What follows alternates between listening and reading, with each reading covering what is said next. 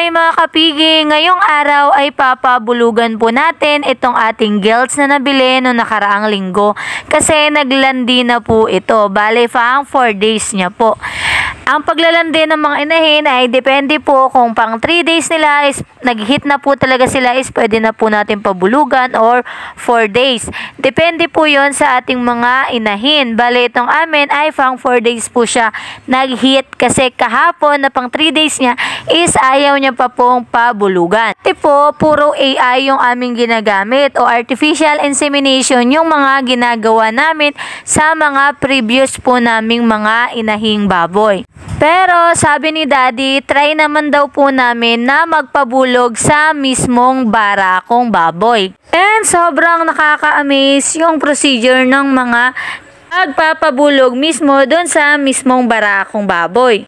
Pag titignan is napakadali lang gawin. Pero ang totoo, ayan, mahirap pala magpabulog sa mismong barako lalo pag walang spotter. So sabi nung may-ari is kailangan po talaga na may spotter o tagahawak doon sa toy-toy nung kanilang barako. And dapat halos hindi malaki yung gagawin o gagamitin na bulog doon sa aming inahin kasi medyo maliit pa lamang dahil first timer. So, bali may mga sukat din ng mga barakong baboy na ginagamit sa pagbulog. Kasi po, if ever malaki yung bulog and maliit lamang yung inahing baboy na bubulugan is may tendency mapilay yung inahing baboy kasi syempre sobrang bigat nung sasampa sa kanyang bulog. After mapabulugan or mapa-AI or mapa-stahan ng ating inahing baboy ay magbibilang po tayo ng 21 days. Kasi doon natin makikita kung nakakuha yung ating inahin sa within 21 days. Dapat lagi po natin silang binabantayan kasi kung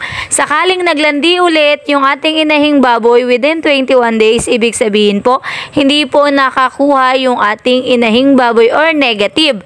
Pero kung sakaling within 21 days and hindi pa rin po naglandi yung ating inahing baboy, ibig pong sabihin nun is pregnant na po yung ating inahing baboy or positive na. Bale, bago po namin to pinabulugan itong aming inahing baboy ay hindi na po namin siya pinakain or pinainom para sigurado pong makakuha and sana makakuha. Praise the Lord. Kasi magsisimula po ulit kaming mag-alaga ng ating inahing baboy dahil nakaraan ay nalugi kami sa panahon dahil yung aming inahin ay nanganak lamang ng isang peraso. So nag-stop muna kaming mag-inahin and ngayon nag-start na po tayo ulit. Tama na yung pahinga, go, laban na lang ulit. Subok lang po tayo ng subok sa mga kagaya namin na backyard farmers. Ang ipapakain naming feed sa aming inahing baboy na pinabulugan ay developer na po para ma-develop na yung similya na naipasok ng bulog doon sa ating inahin and sana makakuha talaga yung ating inahing baboy.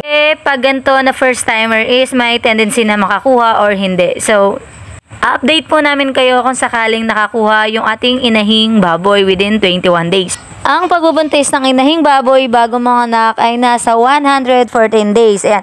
Pero sa amin no, na-try namin na umabot ng 118 days. Pero ininjika na po namin ng pampahilap yung tiyan ng inahing baboy para hindi na umabot na mamatayan yung ating mga biik doon sa loob ng tiyan kasi nakakatakot yon para sa inahing baboy and para doon sa mga biik. Kaya lagi po nating tatandaan kung kailan po natin sila pinabulugan para malaman natin kung kailan yung due date ng panganganak nila para makapag-prepare na po tayo ng mga gagamitin ng ating mga inahing baboy at ng ating mga biik.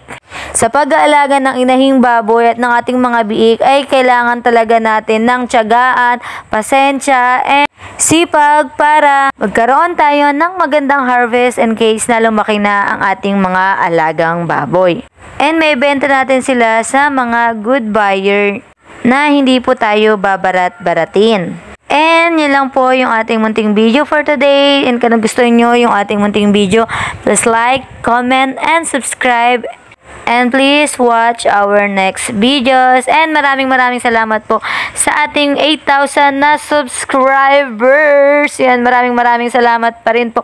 Kahit hindi po kami laging nag-upload is marami pa rin pong nagsusubscribe. Bye!